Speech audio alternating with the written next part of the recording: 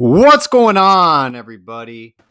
Welcome back to another episode of The Scoop on the U. I'm here with my co-host, Ross. It's always a great day to be a Miami Hurricane. It's just a little bit sweeter when we get a great four-star recruit out of the state of Alabama. We recently had him and his family on the show. Traquan Fegans has committed to the University of Miami. Great out-of-state get.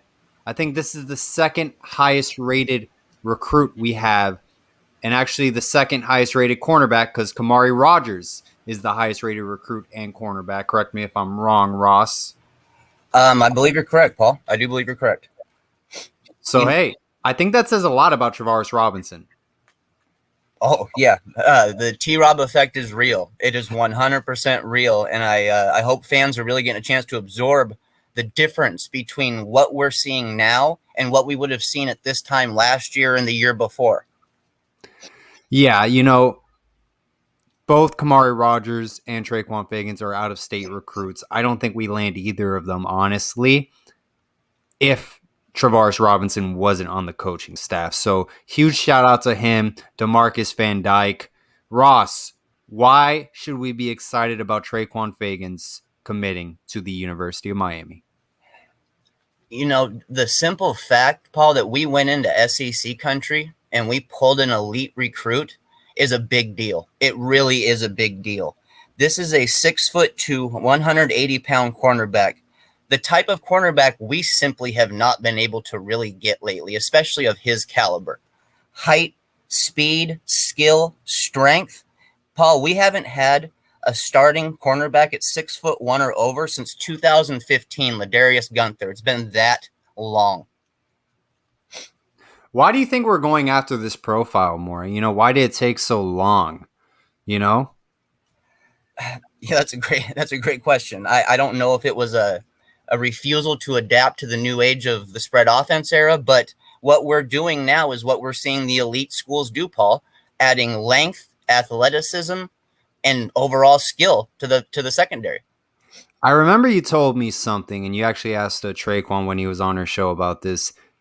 All of the interceptions he made, he took it back for a touchdown, correct? 5 interceptions for 5 touchdowns. That's insane. Look, there's different kind of interceptions you pull down as a corner, there's times where you just cannot take it back. It's either a diving pick, maybe it's a quick pick until you run out of bounds, but that's very impressive, to get 5 interceptions and to all return them back for TDs. I think we're getting a very special player. From what you've seen, Ross, what kind of profile does Traquan Fegans bring to the table, and maybe a player comparison in your eyes? We're seeing a cornerback here who is experienced in press man coverage. He excels at it, actually. He wants to get his hands on receivers near the line of scrimmage and early and often as he possibly can. And the thing is, Paul, is it shows his confidence and it shows his ability to catch up if somebody does get by him. When you play tight against the line, if a guy does get by you, you have to have that closing speed or you're going to get burned. He's got that. He really does. I'm a little apprehensive, of course, to toss out an elite NFL name as a comparison, but there are some absolute comparisons between him and Richard Sherman. Wow. Hey, I'll take it, man. Pretty impressive recruit we're getting out of the state of Alabama.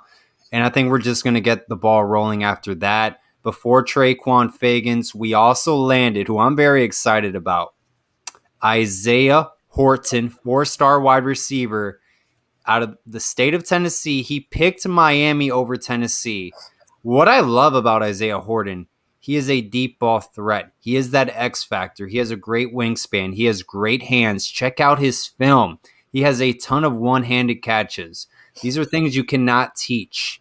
One-on-one situations, he's that mismatch and X factor you're looking for. He's something we've been missing at the University of Miami. Now, I will say he does not have that burning speed that you're going to see, that 4.2, 4.3 speed. He's not that kind of wide receiver.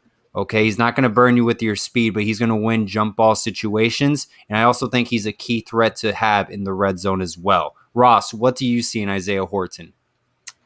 You know what, like you said, he's not going to absolutely burn you, but Paul, I'll tell you what, man, for 6'3", 190, almost 200 some pounds, he's not lacking in speed, bro. He really isn't. He's got the ability to take it over the top. He really can do it. This is a just like Fegans. We went into SEC country and we pulled another top notch recruit, and just can't, that stuff cannot be understated, Paul. It just simply can't, because it's something that we haven't been able to do for a while.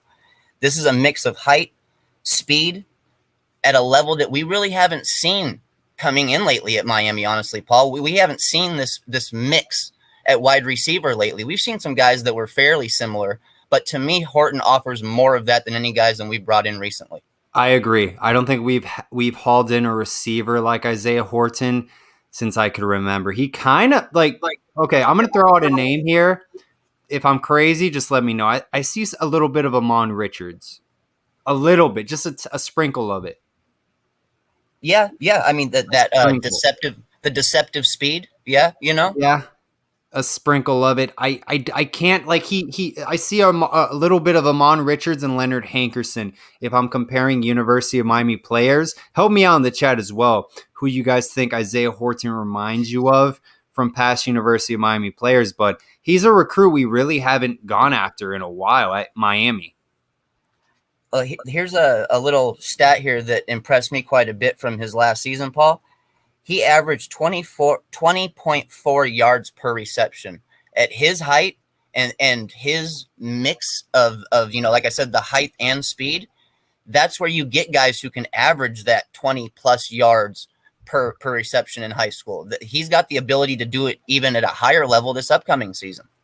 And there's the Sammy Dondada stated, isn't D Wiggins 6'3"? Yeah, he is 6'3". I just think they're two different wide receivers. I don't see D Wiggins.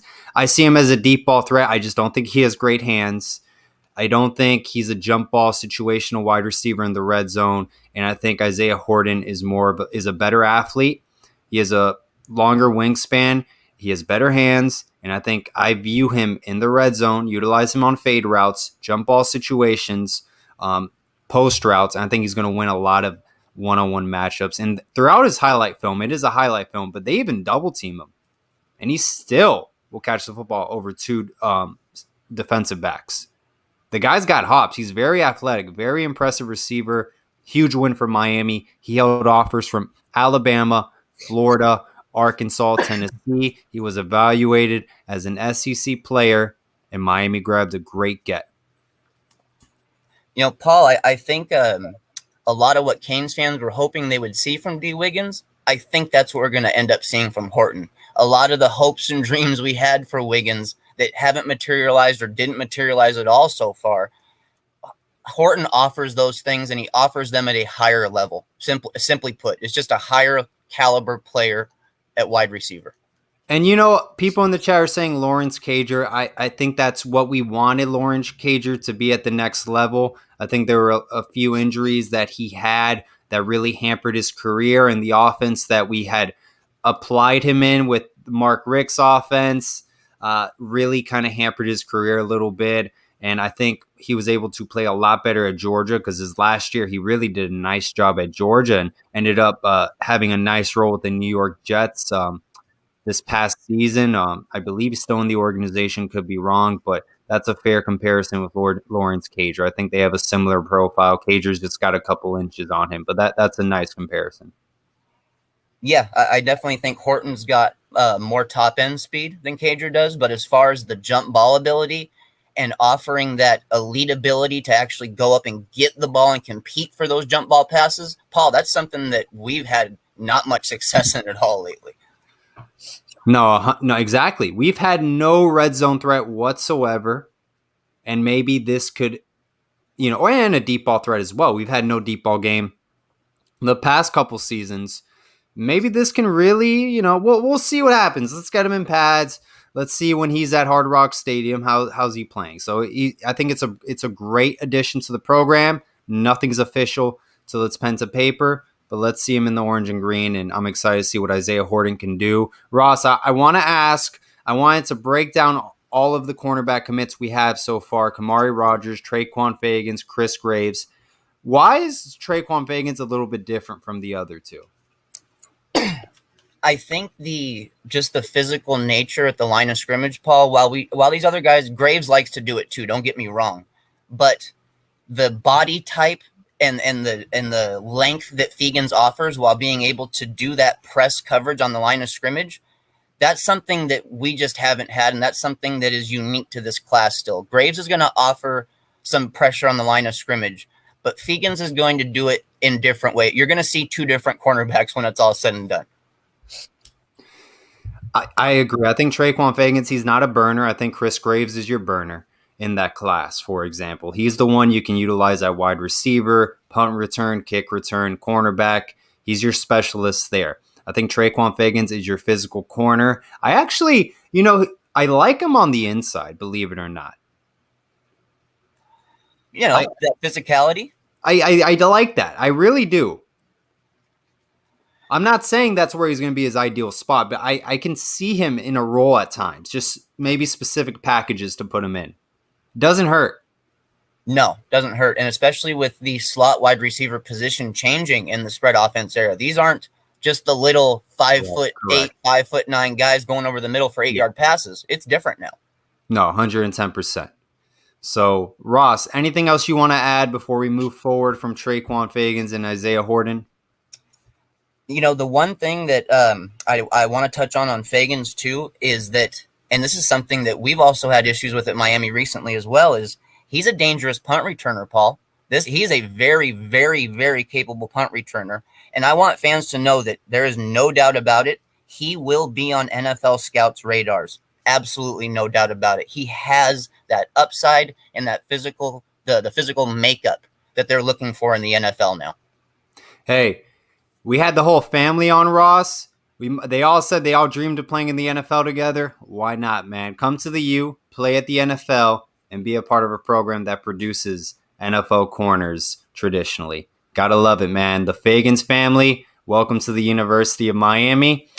Now, speaking of the cornerback position unit, is that it? Do you think we'll add on one more cornerback? I think one more for the appropriate personnel we're looking for. I think Jaheim Singletary, they would welcome him in open arms, but I think that's it. I don't think we're going to pick up any more. What do you think, Ross? Singletary is one of those guys that you welcome in no matter what position you're at in a recruiting class. He's flat out. He's elite. I mean, he's simply elite. You make room for a guy like him, like a Julian Armella. Same situation. You make room for guys like that. I could see us, honestly, Paul, the way I could see us going after one more cornerback recruit is if we actually do find out that we're prioritizing the Henderson twins, because that's a safety and a cornerback combination. That's a 2-for-1 kind of thing. I've heard lately that the staff is very impressed with them, and there's actually been a little pressure put on towards them committing to the University of Miami. I'm not sure where they stand, but I know the staff has been making a push for them. Interesting. Okay. And do you think that their takes right now in the class, they have green lights? I think if they contacted Miami and wanted to pull the trigger, I think we would, Paul. These are two supremely athletic players. I don't think we would hesitate, honestly, to add the Henderson twins. I really don't, especially from what I've been hearing lately. Do you think Jaheim Singletary is gone? Erase it from our memories. It's a dream that will never happen for the Jaheim Singletary believers or dreamers. I've referred to it as a pipe dream this whole time, Paul, and I'm unfortunately for the guys who are big believers, I'm still referring to it as a pipe dream. It is absolutely fantastic that we are even in the mix. It's absolutely fantastic that he's gone out of his way publicly to say how much he appreciates T-Rob. I'm not going to sit here and say that there's not a chance. I mean, obviously there's a very, very tiny chance or he wouldn't be talking about it, but the odds are very slim, Paul, very slim, unfortunately. I agree. I think if we have a dream season where we just win the ACC, I mean, we make a lot of noise, crash the college football playoffs, we beat Alabama, like a dream season.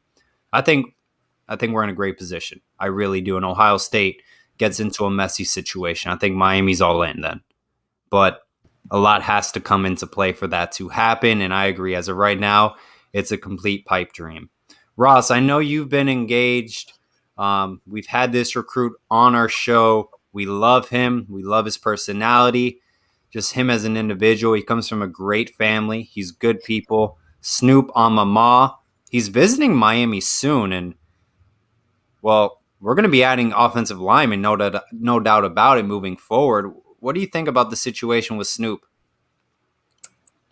Been hearing recently. Well, actually, been hearing it from the man himself, Snoop. You're right. Not a rumor.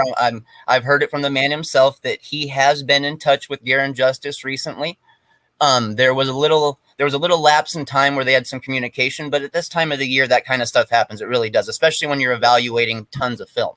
So they are back in contact, and the idea right now is to get him down for an official visit in fall. That's the idea right now. For those of you guys listening, like Ross and Snoop are like peas in a pod. I mean, they have outstanding relationship. Snoop is a great kid, and they have daily conversations. And look, Snoop loves the University of Miami, thinks it's a great program. When I saw him at Paradise Camp, I didn't know his name. I had no idea who he was. I just saw him, saw his frame, and I said, that's a Power 5 starting offensive lineman. I had no idea who he was. A day later, he gets an offer from the University of Miami. That was the kid I was looking at. Snoop Amama will be a Power 5 offensive lineman. I guarantee you. Now, here's the thing. I think Virginia is making a really great push at him as well. You mentioned there's Pac-12 schools, because he's out of the state of Utah, reaching out to him as well. Yes. And one thing to remember, too, is his older brother actually works for the University of Utah right there in the Pac-12. So that, that's right there at home. Yeah. $4 donation from Sean Rounds. Greatly appreciated, man. Thank you so much for your donation. We love our diehard Day One fans. So thank you, Sean. We greatly appreciate it. Shout out to all the 94 people on. Oh, we got 102 right now. 18 minutes in, man. We are grateful for every single one of you guys, man. Gotta love it, man. Talking some recruiting. Where do you think things stand? I mean, Utah, are they a major push in Snoop's recruitment? As of right now, surprisingly, I don't think they are, Paul. Okay. Let's not bring them up then, right? We don't want to put it out there in the world. We don't want to put it in the atmosphere. Right. The one thing that I will say that fans should be aware of is, and like you mentioned, Pac-12 schools have reached out to him. There's schools like Penn State, and there's some SEC schools in contact with him as well. A lot's going to depend on the first 4 to 5 weeks of his senior season as to what kind of offers we see going forward. But there's no doubt, Paul, that there are some pretty big names that are starting to get interested in Snoop's recruitment. 110%. Do you have Miami at the top of the list right now? Absolutely. This kid absolutely loves the University of Miami, and he loves Coach Justice. Do you think he has the green light? I don't know, Paul. I don't know. I think what it is that in a way he kind of does. I don't know if like he was to say right now he's going to commit to Miami that they would do it. But what it is, Paul, is that they're looking at his development. They're keeping an eye on all of that, and they're getting him down in the fall to see him again in person. And to me, that fall visit is when the green light really gets activated. I think this has a lot to do with Malik Agbo. I think they're waiting on him I think they're pushing hard. They want to land Malik Agbo. I'd be complete surprised if it does happen. I know Malik Agbo comes from your area, the Pacific Northwest. What do you think about that situation? I think he's Washington, maybe Oregon. He's gotten quiet in some ways about his recruitment. And, he's never really been a majorly talkative guy in the first place. He likes to be a little bit behind the scenes and keep a little mystery going. That's just Agbo, and it's the way he's always been. I don't think necessarily that Miami's out of it, but the buzz that I was hearing, especially right after he came down and visited, that buzz has quieted down a little bit, Paul. 100%. I don't know if that's just because time has gone by or if it's just because interest is changing, but he's got his eyes on some pretty big schools, dude. Pretty big. I think it goes Malik Agbo, Jacob Hood, Snoop Amama, in my opinion. I think that's what we're looking at right now. That Valenta commit, was it Carswell? Valenta Well, commit 6'7" offensive line. That really came out of nowhere, in my opinion, man. I'll be honest with you. I was not monitoring that at all. I didn't think that that came out of like left field for me. I knew that we had been in contact with him, but I had no idea we're at the stage of his Right. recruitment where we were giving him the green light. But Paul, I mean, guys his size with his length and athleticism, being a basketball player that's kept him light on his feet and explosive, Paul, this is a rare breed right here. And I understand completely why Garen Justice was like, if you want to play for Miami, we'll bring you in. Look, I get it, man. 6'7". He's gonna have to gain. I mean, I think he's like at 275 right now. He's a project. That's what he is. He's a project with a high upside. That's how you identify this kind of recruit. 3-star out of the state of Georgia. He goes to Washington High School. So hey, it's gonna be a project. He held offers from Georgia Tech and Ole Miss. Let's see what happens. Coach Garen Justice has to develop Valentha Carswell, and it's his project. So hopefully it pays off well. I think Jacob Hood would be a great get. I think it's going to be Georgia, Miami, Auburn as well as making a heavy push. That's going to be a grueling battle. I don't know if Miami can finish. I think he goes to Georgia. And that's who I want.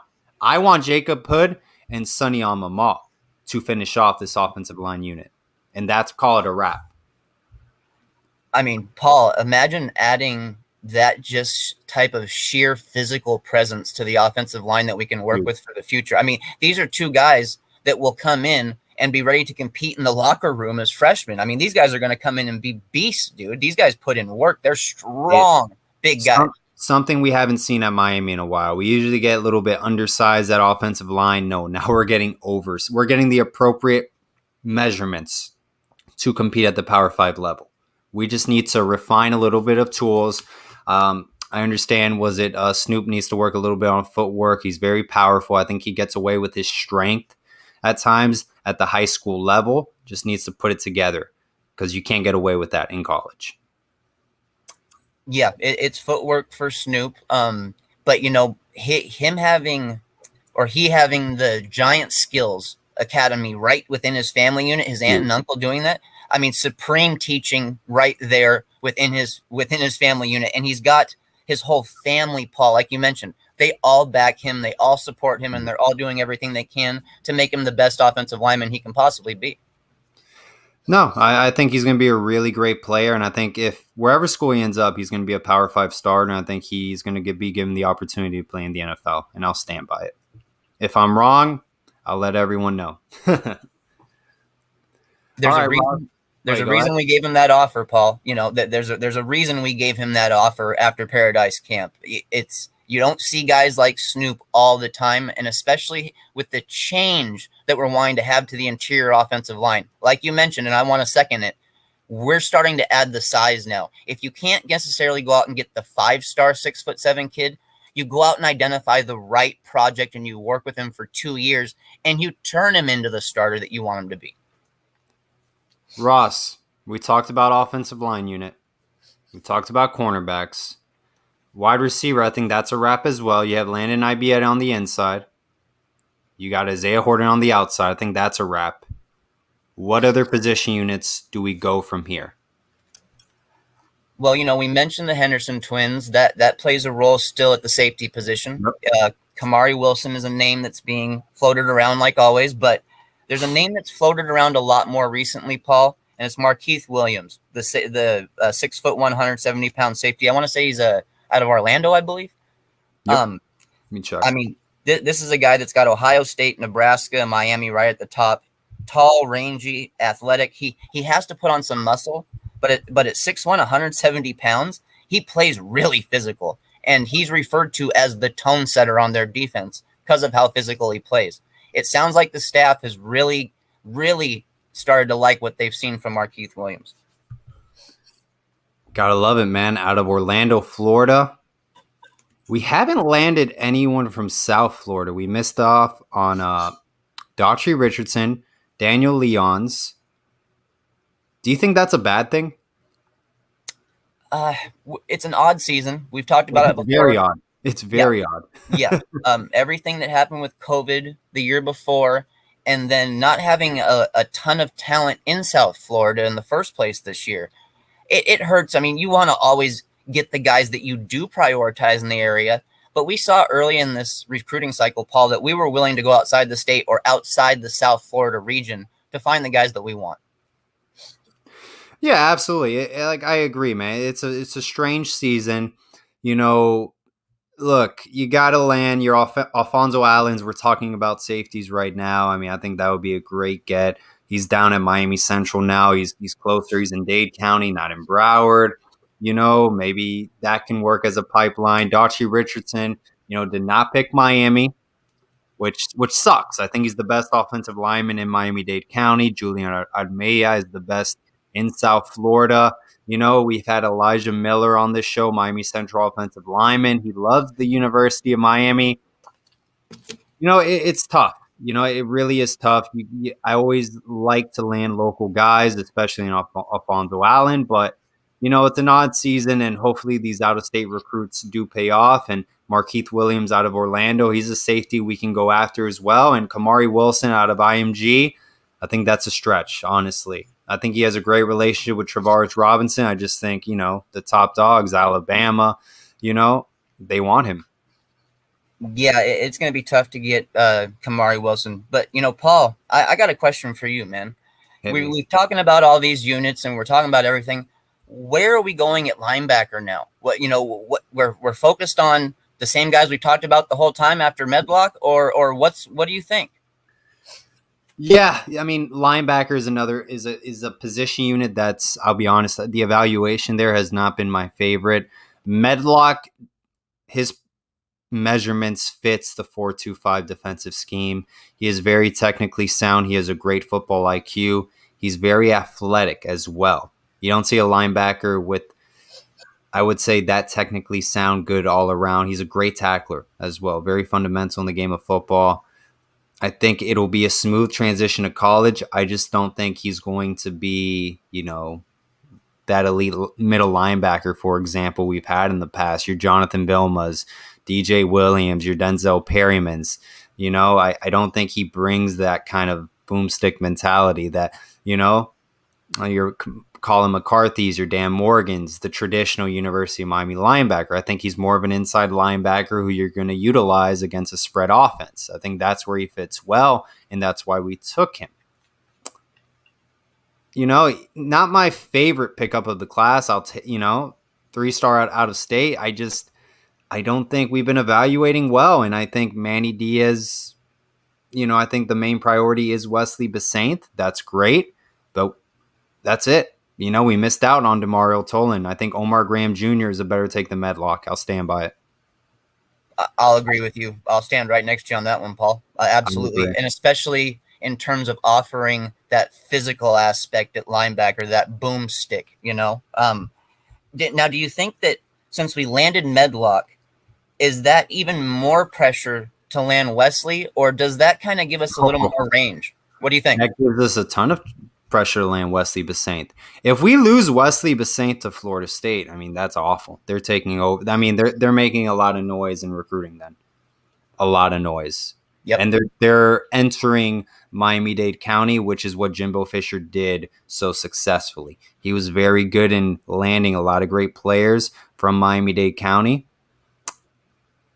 A lot from Miami Central as well. Yep. So that's what hurt us. And I think that would make a statement. And if they follow up with a nice season, 8-4, 9-3, an improvement, Florida State, hey, things could be turning in the right direction. But we really need to land Wesley Besaint. I'm not worried. I think we're in a great position with him. I think Miami's the leader. It's just, nothing is official until it's pen to paper. And we cannot afford to lose Wesley Besaint to Florida State, because I think the staff messed up when they thought that Omar Graham Jr. wasn't their priority, and they went full court on Demario Tolan, and that's where they messed up, because I would take Omar Graham Jr. right now off the board. I think the position that Florida State's in, Paul, is they've got this hype after having an awful, and we're talking atrocious season last year. So in my opinion, I know some fans feel different, but in my opinion, they don't have to show a ton of improvement to keep a lot of the class together. They just have to show some improvement in the right areas. And Norvell can work with that. If he's got hype already, Paul, what's the hype going to be like if he actually does win a couple more games? Right. No, I mean, look, that's why they play the game. Okay, these predictions, like, yeah, I'm sure Florida State right now has two quarterbacks. Things aren't looking great. But you know what? Everyone has a chance to go undefeated every single season. Obviously, a lot of teams have a lot less of a chance compared to others, but anything is possible in college football. So let's see what they got. I don't think they'll go 8-4. I think they'll probably go 6-6, 5-7, around that range, 7-5 maybe. I don't think this is going to be the greatest season for Florida State, but I think Mike Norvell has done an outstanding job this offseason, picking up a great quarterback with Danny Duffy, Travis Hunter, Omar Graham Jr., Daughtry Richardson, having a top 10 recruiting class so far. I think he's done an outstanding job with the circus show they had the past season.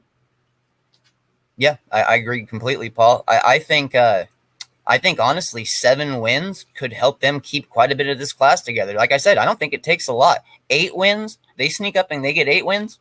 They're keeping a lot of it together, in my opinion. I think he's telling every single recruit, you're going to start day one. And I think he's telling Danny Duffy, you're a quarterback year one, and we're setting up a team around you because he's an outstanding quarterback. Yeah. And he was, by the way, he was a big priority at Miami as well before Ja'Carri Brown.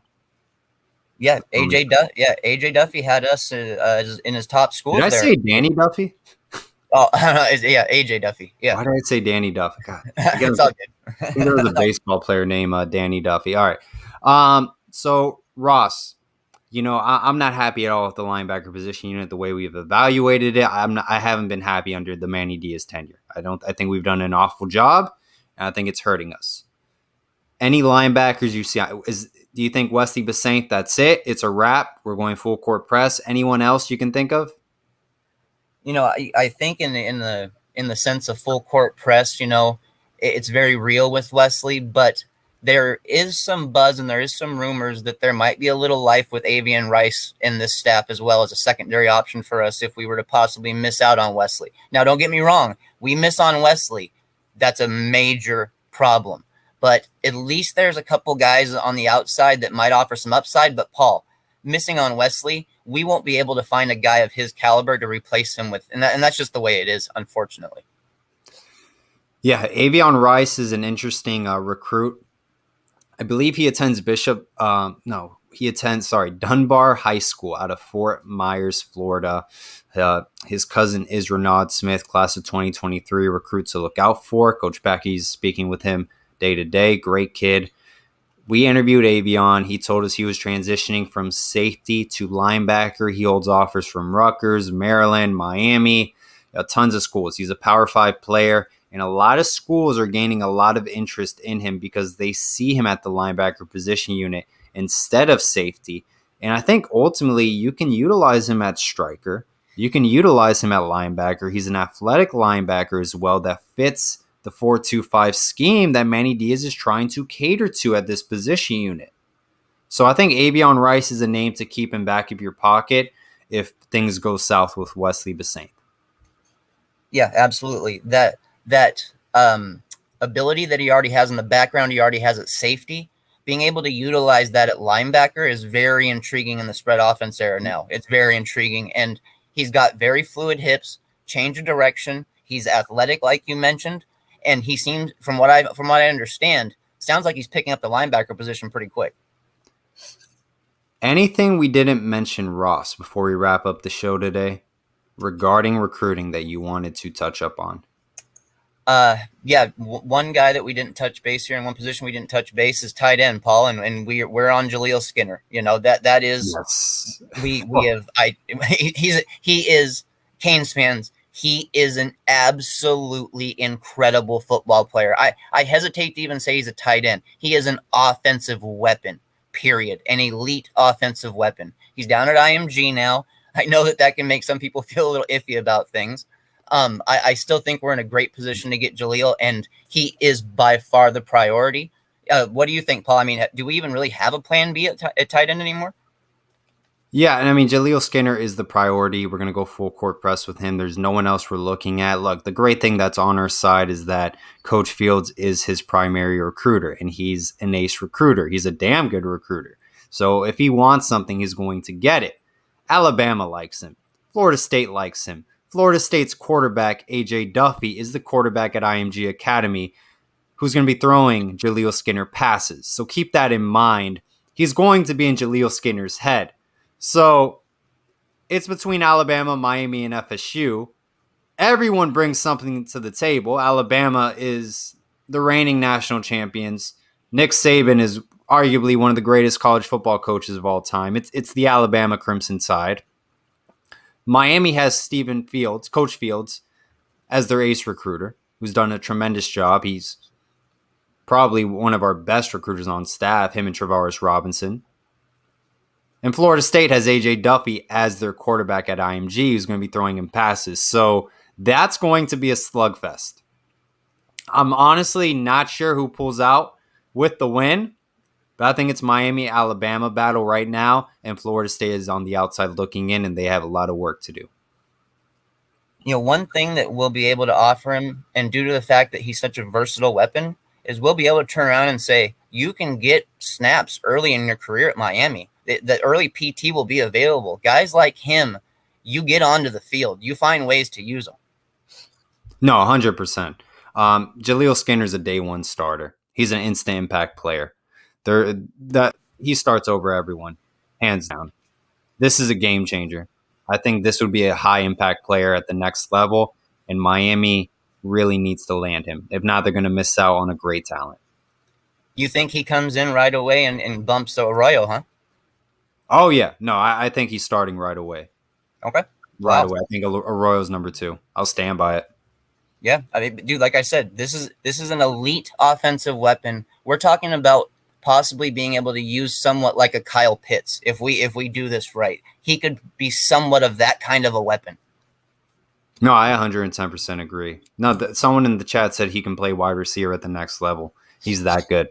Yeah. And you mentioned Kyle Pitts. I mean, phenomenal college football player. And I think NFL scouts evaluated him as a hybrid of a wide receiver and tight end, and it paid off the next level for him. So we hear more and more about the term jumbo wide receiver. And I think that that's going to be used more and more often as you see tight ends get further away from just blocking mostly and more into the pass catching game and becoming deep threats. You know, these tight ends now, Paul, I mean, you know, even guys in the NFL like Mike Gesicki. I mean, we're talking about elite athletes now that are turning into good tight ends.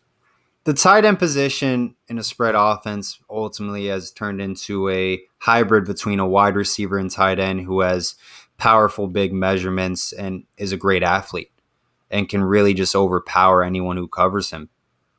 That's really what it is at the NFL level.